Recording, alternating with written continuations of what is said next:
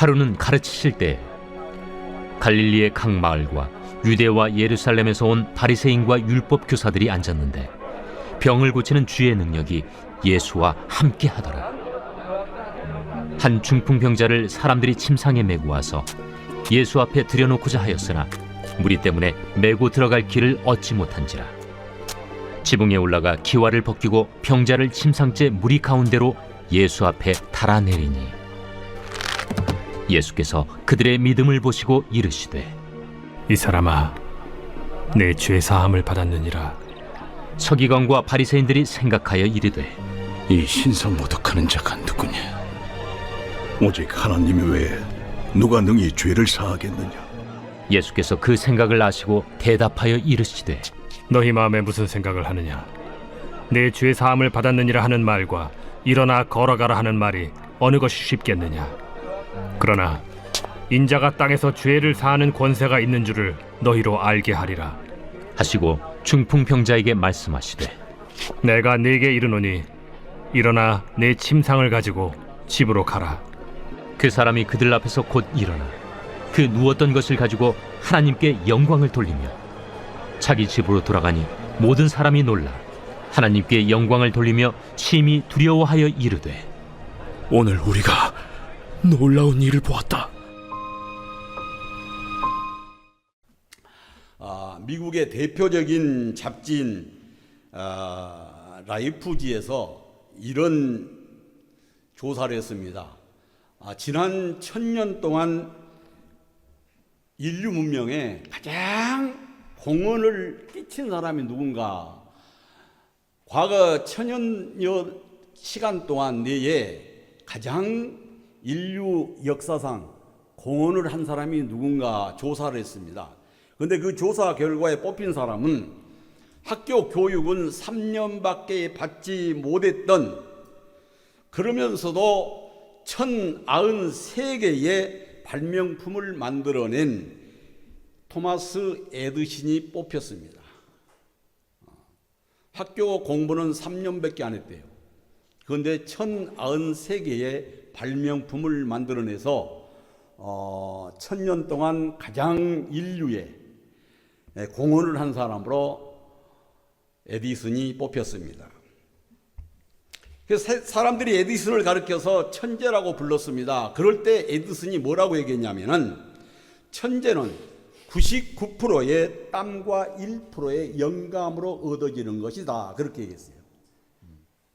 99%의 땀, 그 다음에 1%의 영감, 이것으로 천재는 된다. 그렇게 에디슨이 얘기를 했습니다. 자, 여기서 한 가지 덧붙이고자 한다면은 토마스 에디슨은 정말로 적극적인 자세를 가진 사람입니다. 에디슨이 땅과 영광과 적극적인 자세를 가지고 살았기 때문에 지난 1000년 동안 가장 훌륭한 인물로 선정된 것입니다.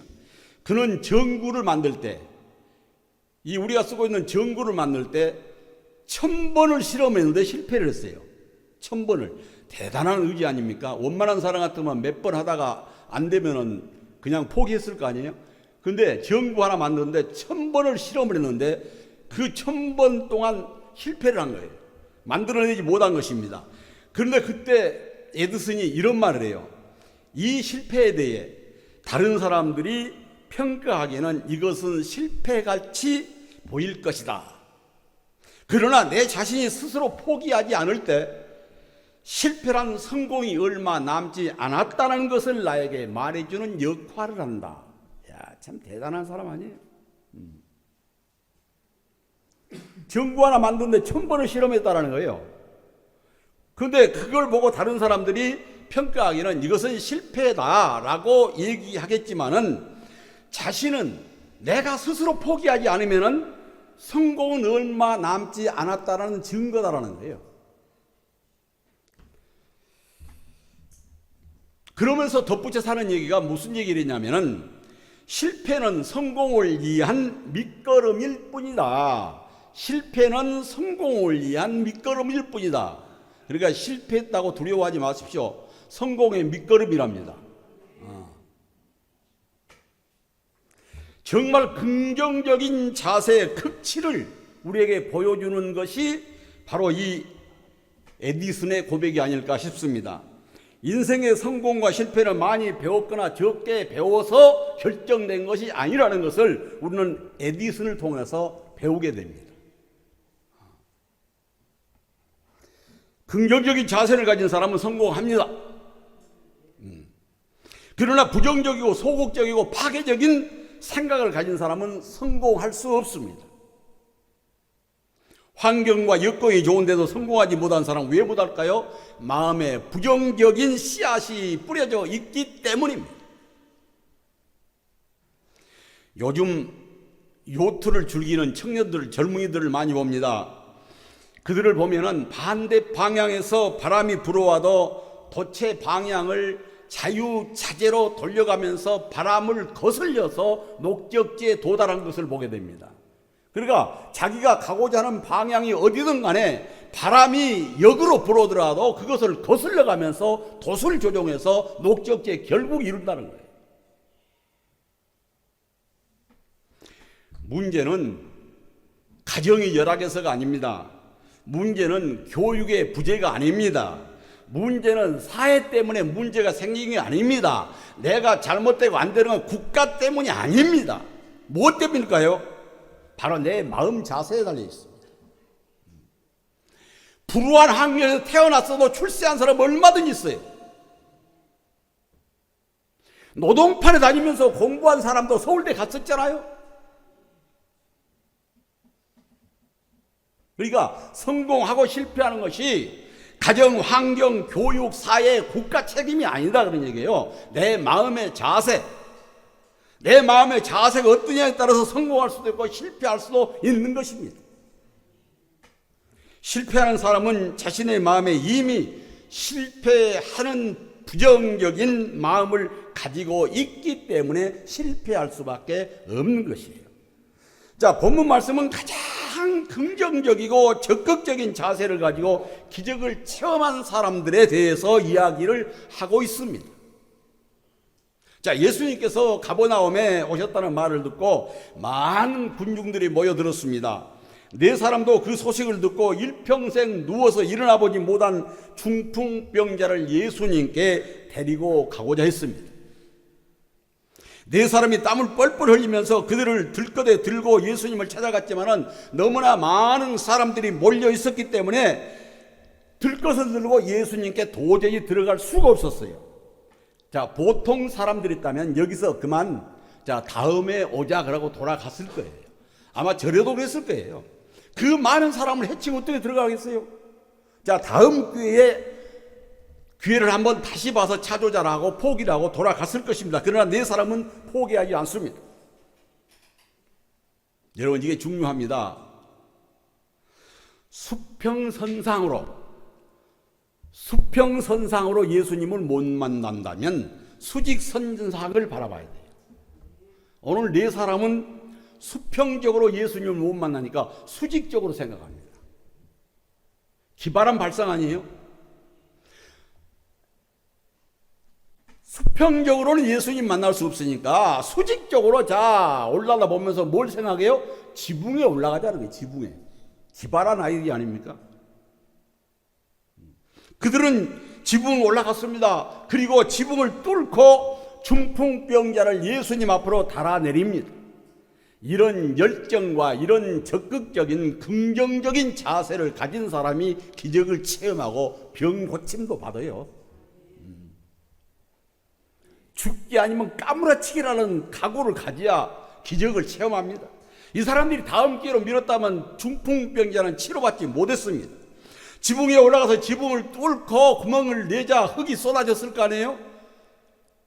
그럼에도 불구하고 예수님은 그들을 탓하지 않으십니다. 그들의 믿음을 보시고 뭐라고 말씀합니까? 내 제사함을 받았다 하시고 일어나 침상을 들고 집으로 가거라. 치료의 기적을 베풀어 주셔서 병자는 치료받았습니다. 내가 실패한 것은 다른 사람에게 원인이 있는 것 아닙니다. 많은 사람들이 내가 잘못되면 원인을 다른 사람한테 찾아요.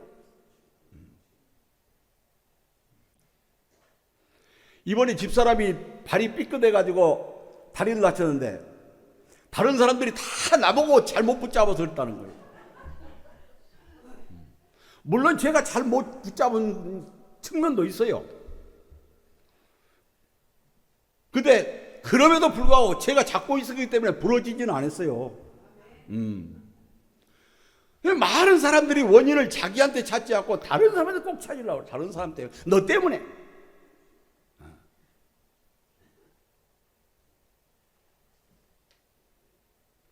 아이고, 다리 다쳐서 그냥 가시방석이었어요. 마누라 눈치도 보이지, 목사님들 사모님 눈치도 보이지. 잘 좀 붙들리려네요. 잘 붙들었지. 넘어진 사람이 넘어진 거지.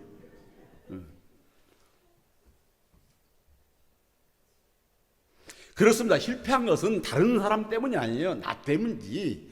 나 때문에 실패한 것이 다른 사람 때문이 아닙니다. 내가 적극적이고 긍정적이면 내 가정이 행복합니다. 내 가정이 살아납니다. 내 가정이 회복돼요. 내 가정이 복을 받습니다. 그러나 부정적이고 소극적인 사람은 기회가 와도, 기회가 주어져도 이것을 활용을 못하니 성공할 수가 없는 것이죠.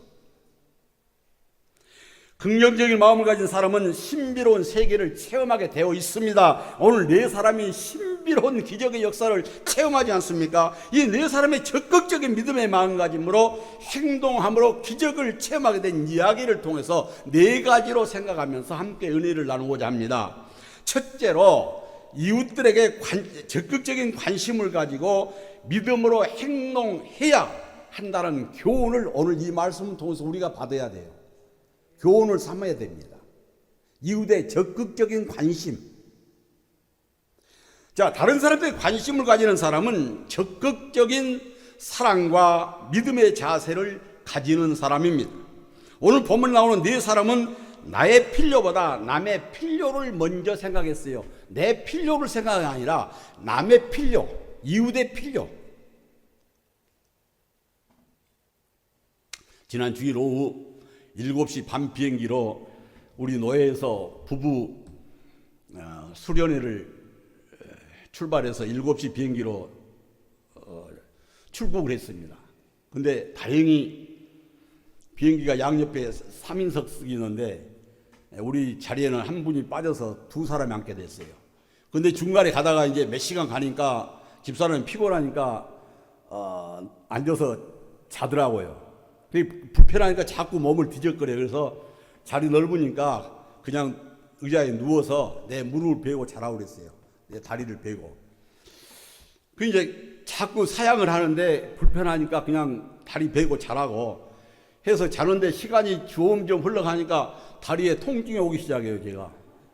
그러면서 순간 무슨 생각이 든 거 아니면 사람이 자기 필요에 따라 이기적일 수도 있구나. 똑같이 불편한 자리에 똑같이 불편하게 가는데 다리를 베고 자락한다고 해서 베고 자는구나. 그러면서 생각났던 게 이 네 사람이 생각난 거예요. 이 네 사람은 자기 필요에 따라서 행동한 게 아니라 다른 사람의 필요에 따라 행동을 한 거예요. 자기 편할 걸 취한 게 아니라 다른 사람의 편리를 위해서 자기를 희생한 겁니다. 자기를 희생. 이런 얘기해야 참 설득력 있죠. 그래서 사람은 다 자기 필요에 따라서 이기적일 수도 있어요.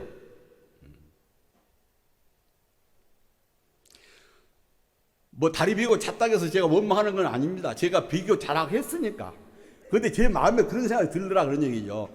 때에 따라서 자기의 생각대로 자기의 편의를 생각하면서 이기적일 수도 있다. 우리가 다 보편적으로 그렇게 살잖아요.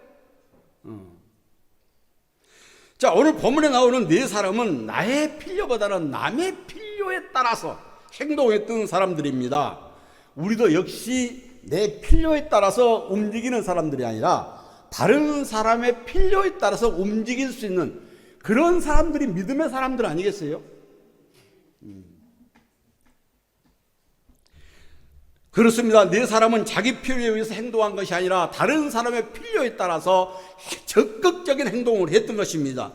예수님께 중풍병자를 데려가면 병 고침을 받을 수 있다는 확신을 가지고 그런 생각 가운데 네 사람이 바로 비이기적이며 적극적이고 긍정적인 믿음을 가졌던 거죠.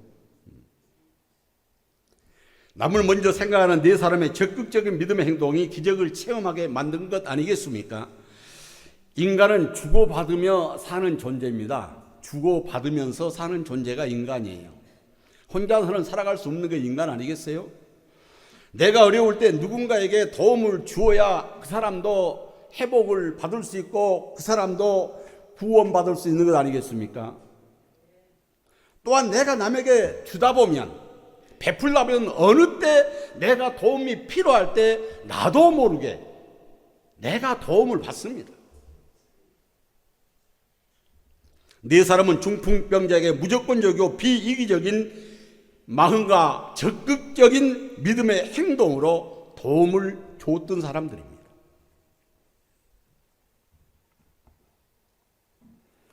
성경에는 친구도 아니야. 그냥 사람들이에요. 그냥 사람들. 이웃 사람들. 가까운 사람도 아니에요. 성경에 그렇게 말씀하고 있지 않잖아요. 가까운 사람이었다. 친구였다. 이렇게 사람이 아니잖아요. 내 사람이. 그냥 보통 사람이에요. 보통 사람. 보통 이웃. 그럼에도 불구하고 이렇게 적극적인 믿음의 행동을 통해서 기적을 체험한 것입니다. 세상에는 4가지 종류의 사람이 있습니다. 자, 4가지 중에 나는 어느 사람 쪽에 속한가 한번 생각해 보세요. 첫째는 받기만 하고 주지 않는 사람이 있습니다. 받기만 하고 주지는 않아요.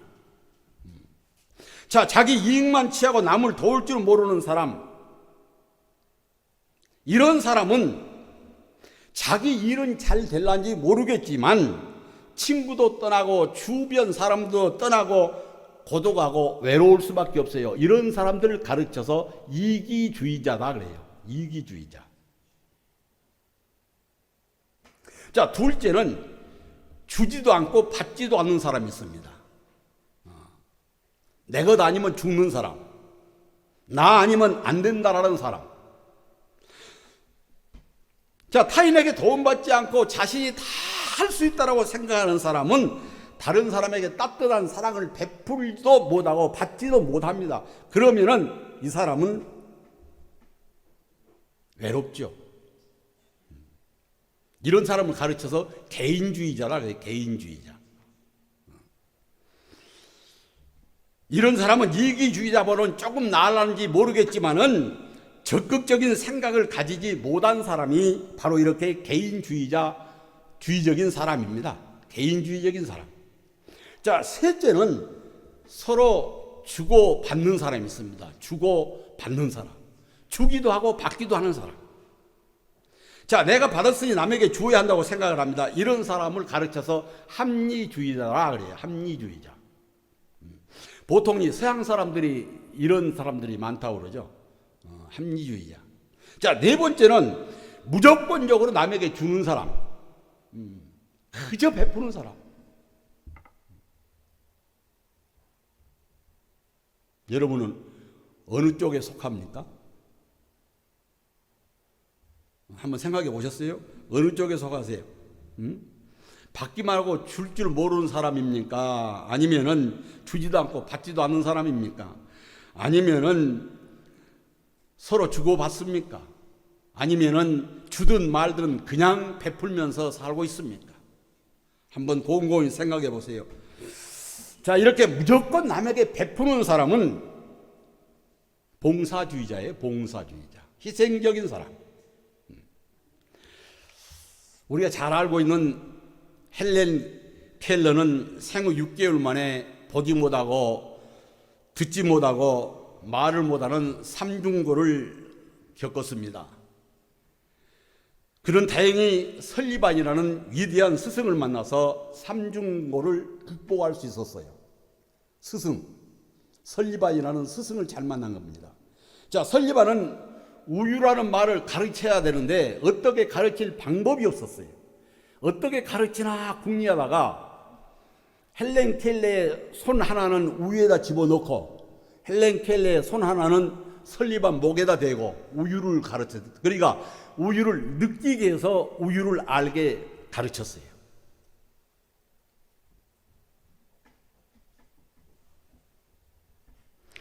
이런 식으로 끊임없이 가르침을 받은 헬렌 켈러는 박사학위를 얻게 되는 위대한 여성이 될 수 있었습니다. 그러나 헬렌 켈러가 이렇게 유명하게 되었을 때 안타깝게도 설리반은 시력을 잃어요. 설리반을 좋던 그 사랑이 많던 스승이 시력을 잃게 됩니다. 그 후에 헬렌 켈러가 바로 이 설리반에 도움을 줍니다. 그러니까 인간은 주고받으면서 사는 존재예요. 자기가 남을 위해 봉사한 것만큼 어느 때인가 자기도 모르게 남에게 도움을 받게 되어 있습니다. 봉사하는 사람은 적극적인 사람입니다. 학생은 선생님을 잘 만나야 돼요. 설리반 같은 스승을 만나야 헬렌 켈러가 됩니다. 제가 8살 때 국민학교, 지금으로 말하면 초등학교에 이웃집 친구와 같이 2박을 했어요.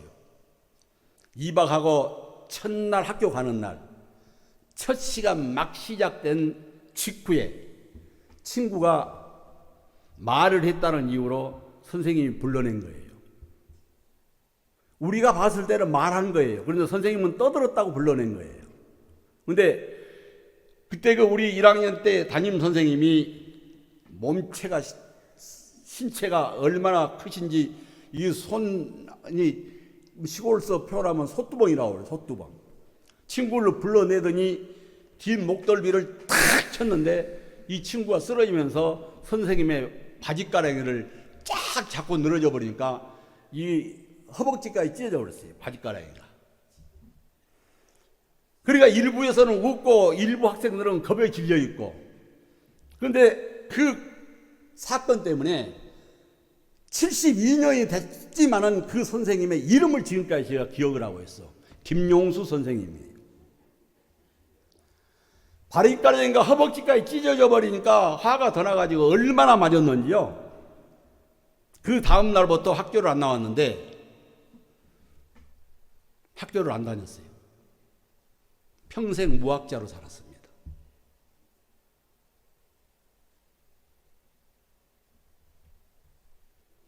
여러분, 교회 주일학교 선생님도 역할이 대단히 중요합니다.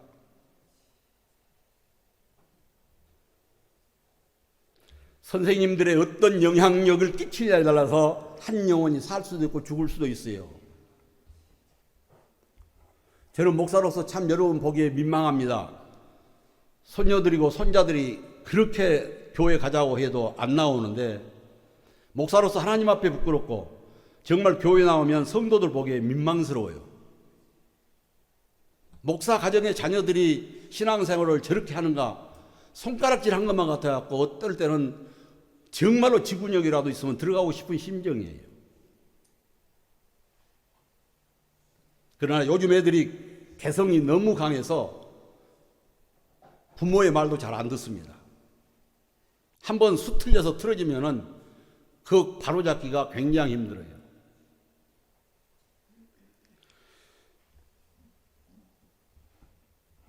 중요한 것은 교회 주일학교 선생님들이 어떤 선한 영향력을 끼치냐에 따라서 그 학생들이 선한 영향력을 통해서 믿음으로 잘 성숙될 수도 있지만은 악 영향을 그 영향을 끼치게 되면은 제 친구가 학교를 떠나듯이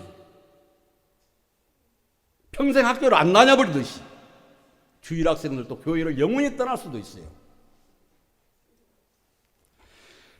여러분, 우리의 만남은 영혼을 술적시키고 죽이려는 만남이 아니에요. 우리의 만남은 영혼을 살리고 그 영혼을 성장시켜 나가기 위해서 만남의 공동체입니다. 여러분, 공동체가 공동체 되려면요 서로 그 존재를 인정해 줘야 돼요. 공동체에 모인 사람은 다 달라요. 믿음의 수준도 다 다릅니다. 학벌도 다 달라요. 생활 수준도 다 달라요. 그런데 공동체가 될 수 있는 것은 하나로 인정해 줄 때, 부족한 사람은 부족한 대로, 잘난 사람은 잘난 대로 인정해 줄 때 그 공동체가 형성되는 거예요. 자꾸 나만큼 같이 되라, 나만큼 되라, 믿음 연약한 애들한테 자꾸 믿음 있는 사람처럼 되라고 그러면 되겠습니까? 안 돼요.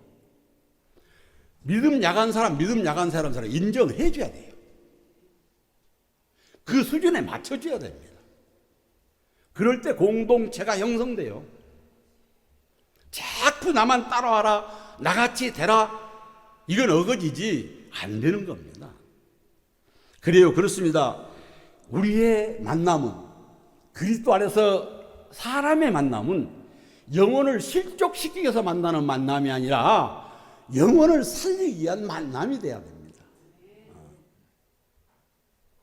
여러분, 네 사람 보세요. 예수님께 데려가기만 하면 병이 나으리라는 믿음을 갖고 남에게 적극적인 관심을 쏟은 이 네 사람처럼 우리도 한 사람 한 사람에게 이런 관심을 쏟아야 돼요. 이런 관심을 갖고 접근해야지 그 영혼들이 살아나지. 그렇지 않으면 죽습니다.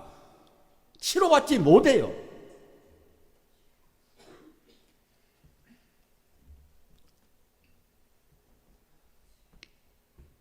오늘 우리는 이 네 사람을 통해서 이웃의 적극적인 관심을 가지고 예수님의 사랑 안에서 정말로 죽어가는 영혼들을 살려내는 그러한 공동체에 소속된 지체들이 돼야 될 줄로 믿습니다. 자, 두 번째로 서로 협력하는 적극적인 믿음의 행동으로 실천하는 삶을 오늘 이들에게서 우리는 배워야 될 줄로 믿습니다.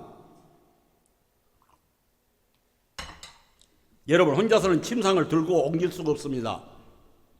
그래서 네 사람은 침상을 네 귀퉁이 하나씩 들고 예수님께 갔습니다.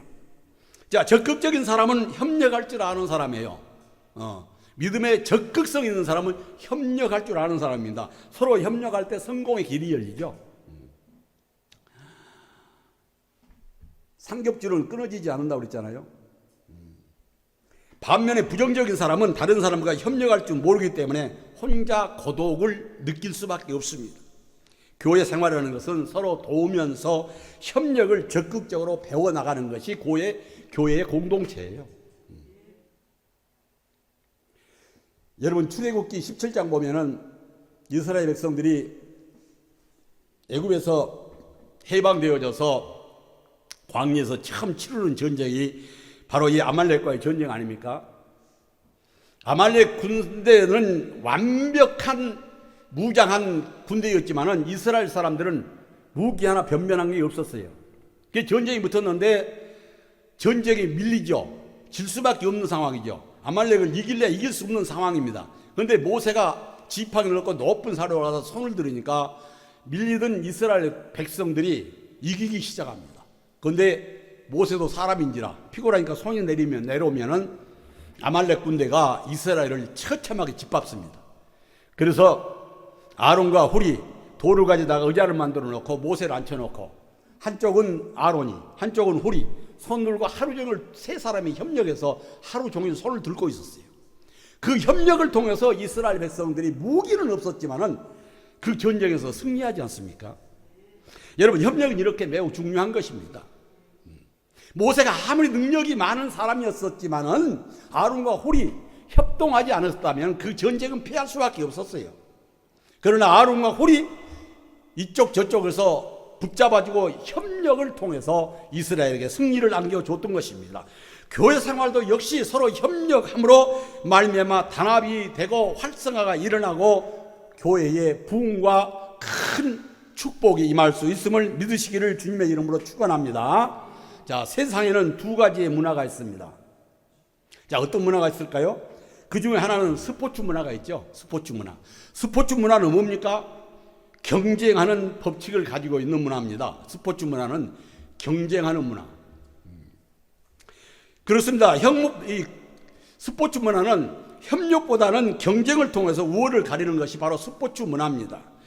다른 또 하나의 문화는 심포니의 문화가 있습니다. 심포니의 문화. 이 심포니의 문화는 바로 조화와 아름다움.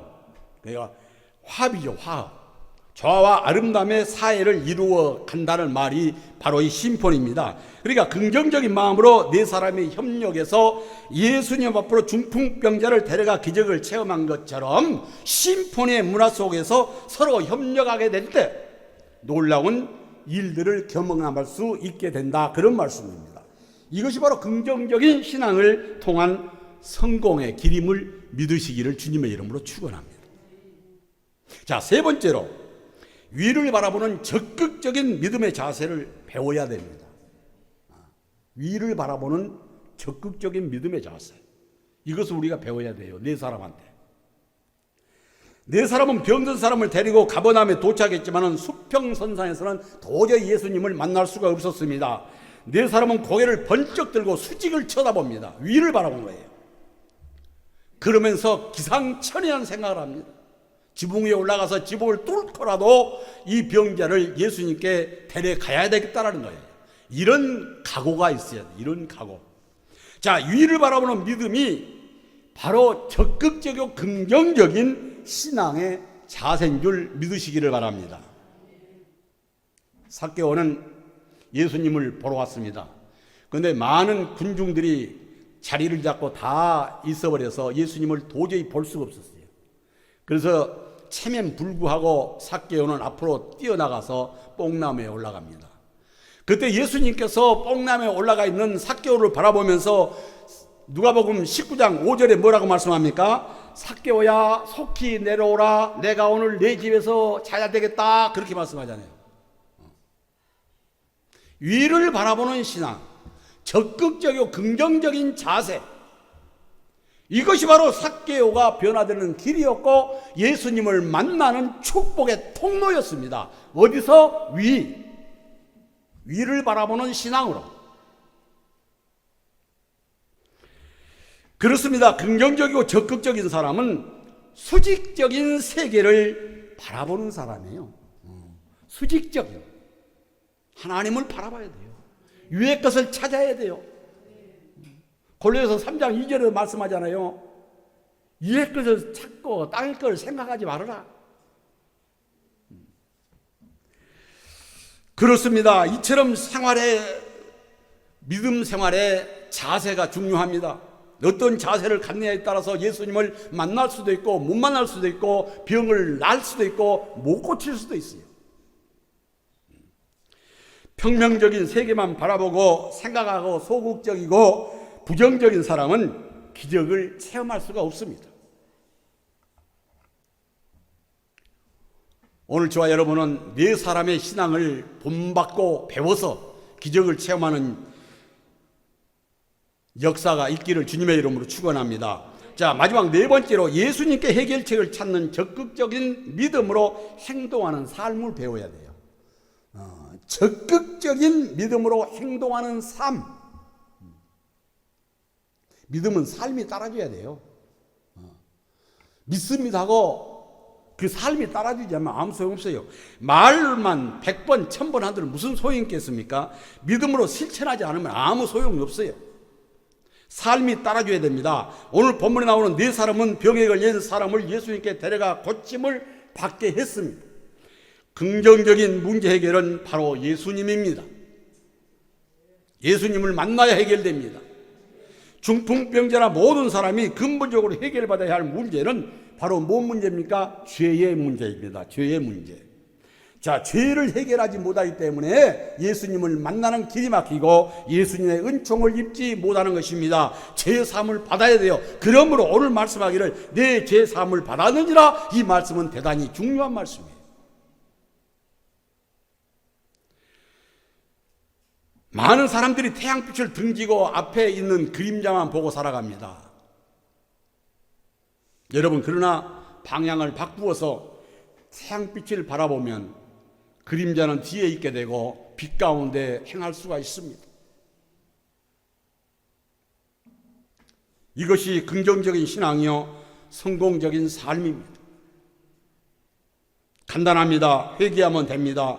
회개하고 빛 가운데 살아갈 때 내 운명이 달라지고 내 미래가 축복의 길로 활짝 열려 그 길을 달려갈 수 있습니다. 중풍병자가 나올 수 있는 긍정적인 해결 방안은 바로 예수님을 만나는 길이었어요. 예수님을 만나지 못했다면 이 중풍병자는 중풍병에서 해방될 수가 없었어요. 그러나 네 사람의 적극적이고 긍정적인 신앙의 삶 때문에 중풍병자는 예수님을 만나게 됐고, 예수님을 만남으로 인하여 죄사함 받고 중풍병을 치료받고 건강을 회복할 수 있게 된 것입니다. 그렇습니다. 네 사람은 매우 보람 있는 일을 한 겁니다. 여러분 신앙인들은 보람 있는 일을 해야 돼요. 보람 있는 일. 내가 하는 일이 보람 있는 일이 돼야 돼요. 보람 있는 일. 오늘 이 네 사람은 정말로 보람 있는 일을 했어요.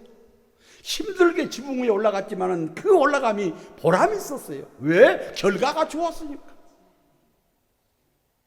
많은 사람들이 과정이 어떻든 간에 결과만 좋으면 좋다고 그러는데 아니에요. 과정도 중요하고 결과도 중요해요. 다 똑같이 중요해야 돼요.